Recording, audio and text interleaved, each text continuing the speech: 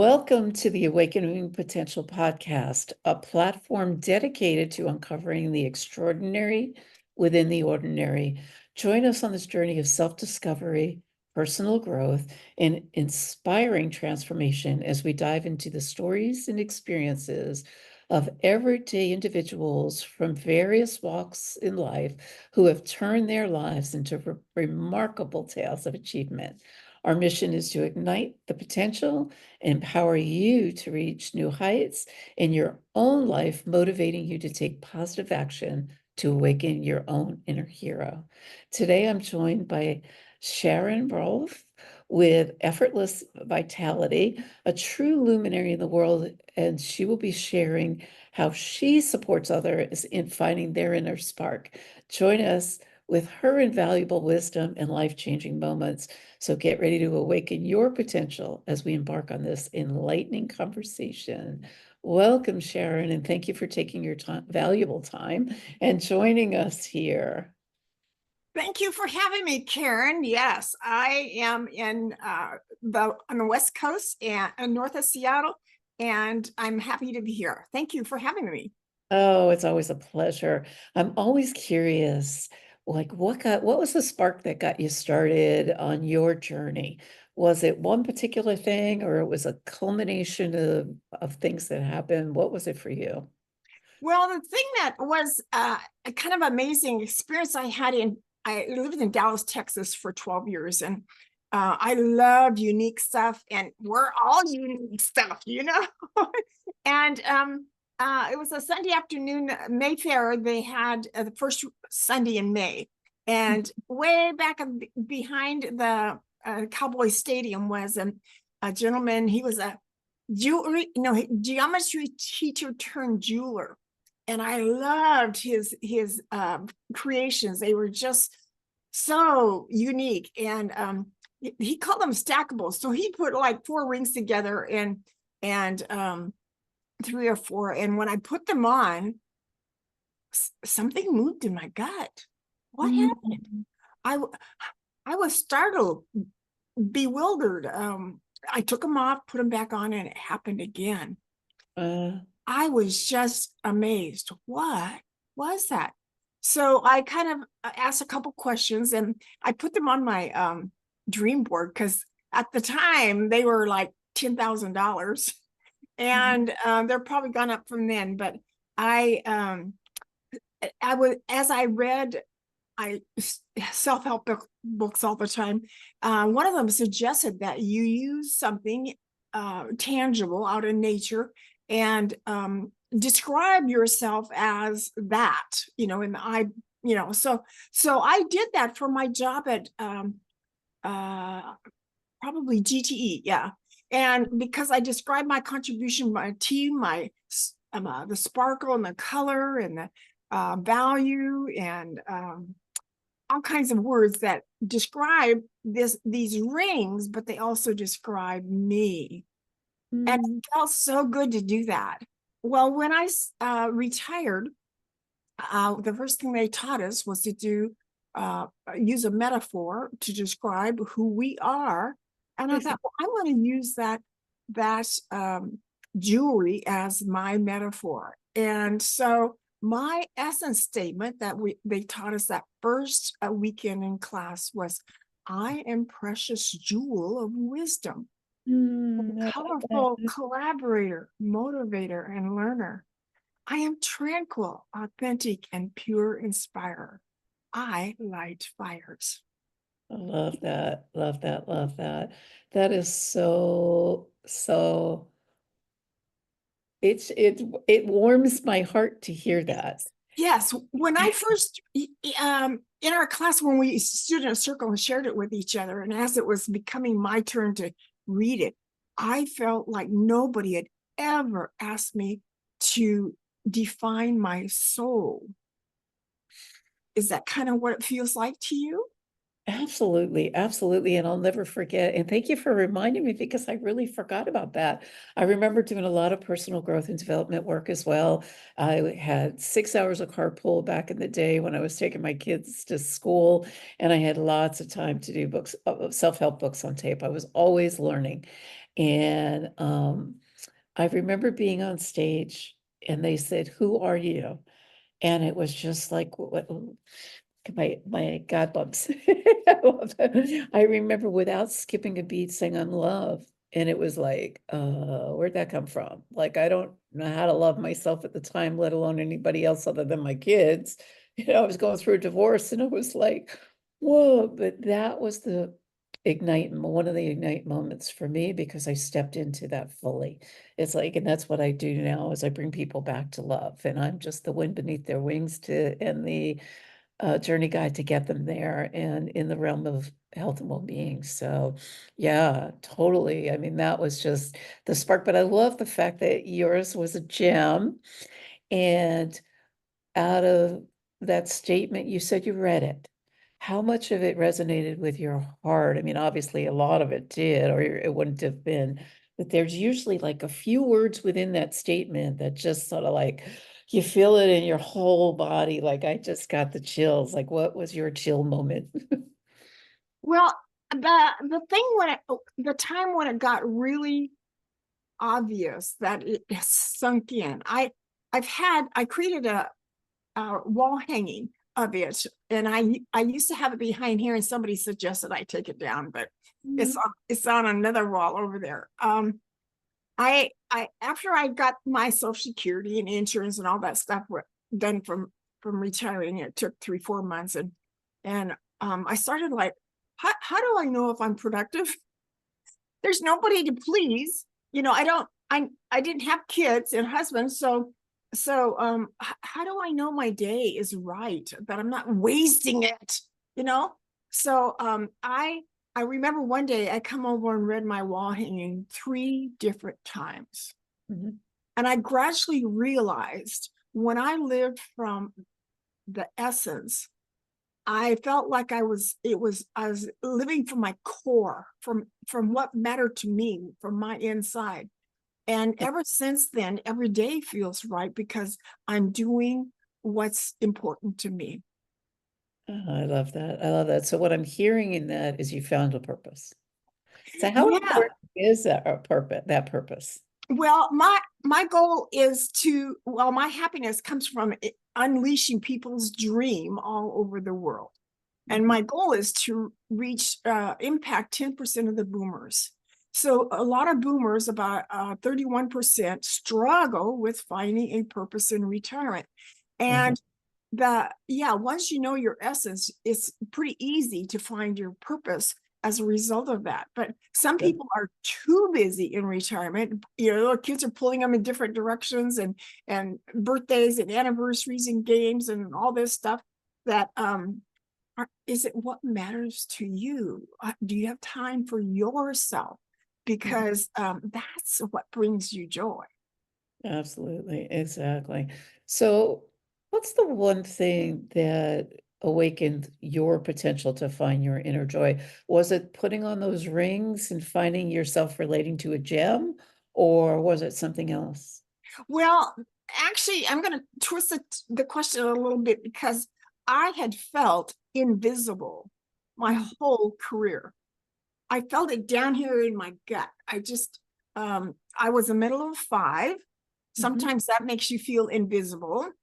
I got Um, but I had determined, and kind of it was a prayer back in 8, 9, 10 years old, that there was sexual abuse going on. And I said, I must have said at least 100 times, thank heavens he keeps his hands off me.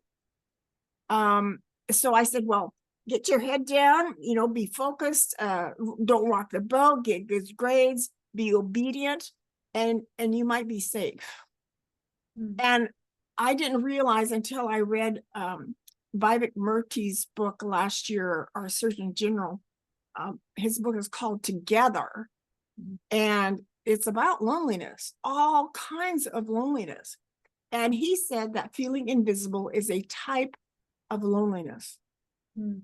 News to me, because I had kind of bragged about not feeling lonely my whole career, because lots of people, would go through phases of loneliness. And I figured I like my own company. In fact, one night I was showing my ripple Afghan, a wool ripple Afghan, and this critical voice came, Sharon, you should be out there socializing. You're supposed to be meeting, people on Friday nights, especially. And wait a minute, I like my own company. I'm chose to be doing this. So Yeah. just go away. And that was my test, I guess. And but after reading his book and him saying that feeling invisible is a type of loneliness, I decided I had some work to do still about um, Ongoing. being more visible, being out there giving. And so now I'm starting to feel my heart expanding uh, Love to loving people, and let me love them first if they can't love themselves. it. Exactly. Exactly. That's beautiful. That's beautiful. So what lessons have you learned from this journey? And, it's all ongoing, right? The journey is ongoing. Right. Always expanding, we're always growing. And I think when we stop, we're going to probably be six, not probably, we'll be six. I know me, I'm going to be 6 feet under because I love knowledge, but knowledge is just knowledge unless we apply it.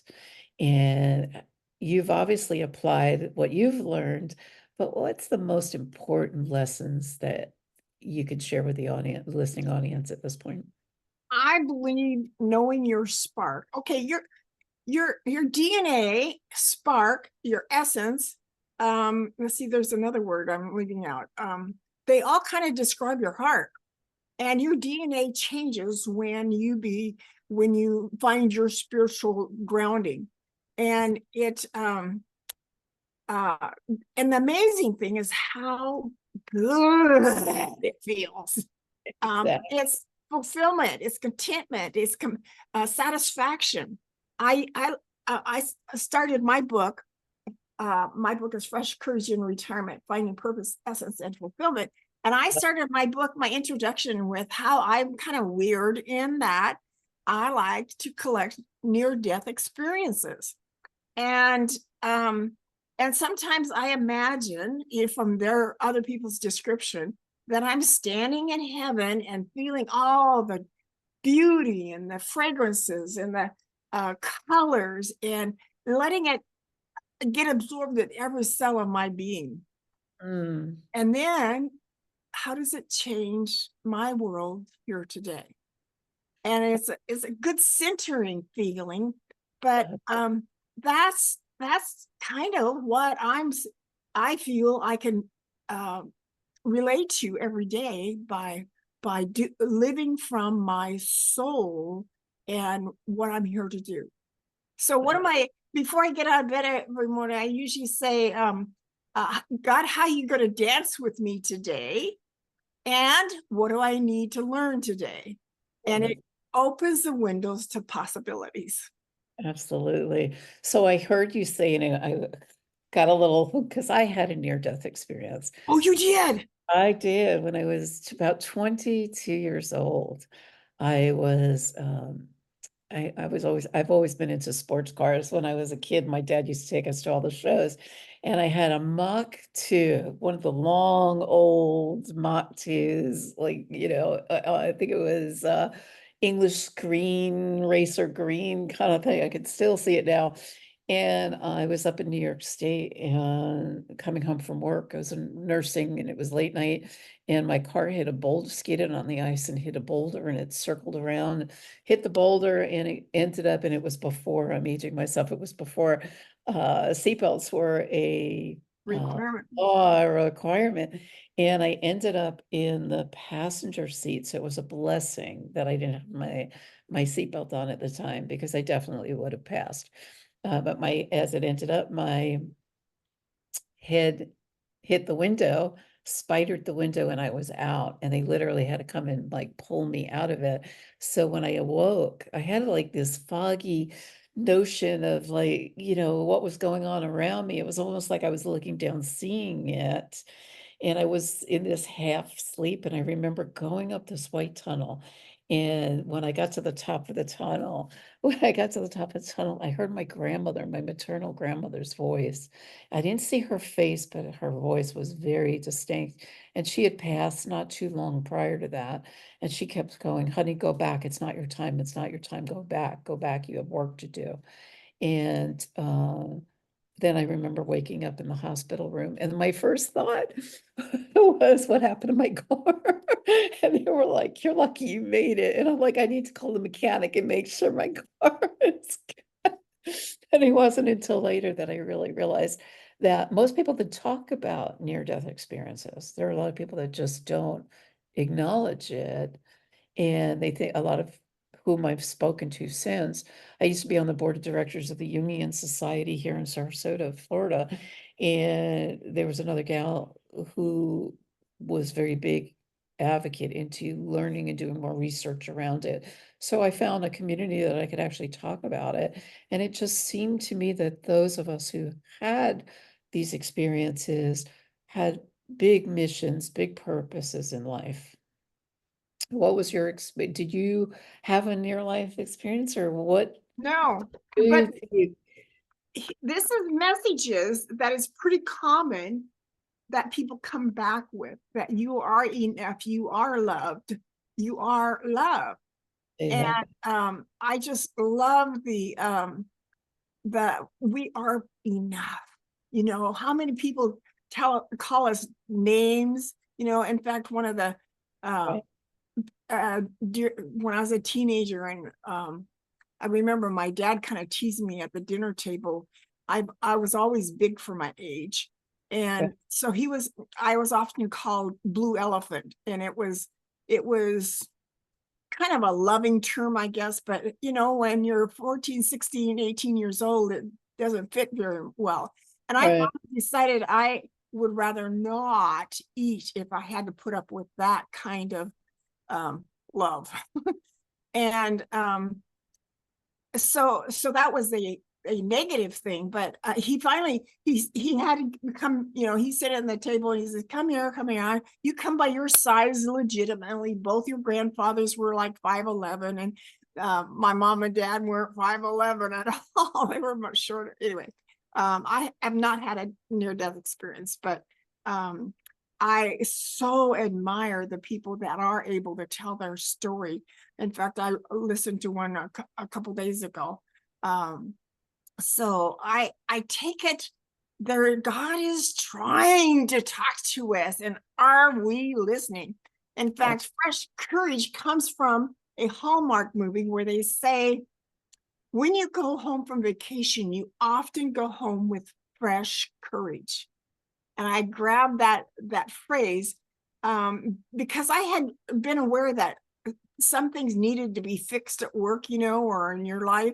And after vacation, you have more gumption, guts, to change the things that need to be changed. But Well, yeah. Well, this has been awesome, and I really, really appreciate you coming here. As I shared with you, and I'll share with the listening audience, all of Sharon's contact information, as well as a link to obtain her book, will be in the show notes. Just if you'd like to speak where people can get your book, feel free to do that briefly now, and it will be in the show notes as well. yeah, it is available on Amazon. And I do have a few books here I can autograph if people are interested in autographing. My email is Sharon at effortlessvitality.org. O-R-G. And I so want to inspire you to search for your essence. That's what I love to teach people, because it so resonates with your spirit that it's truth and it's you, and wear it like your uniqueness, that our thumbprint, every one of them is different. You're different, and you're a nugget of gold that the world is waiting for you to share. And with all Yes. your time freedom and retirement, it's time to live from your heart and do it proudly and with diligence, because the world is waiting. Yeah, I'm just gonna put a little caveat on there, if I may, Sharon. Don't wait till retirement to live from your heart, do it Yes, now. yes, And the lesson here is you always have choice to be ordinary, be extraordinary, choose extraordinary because you already are. Till then, make it an amazing day, and I look forward to our next chapter. Bye for now.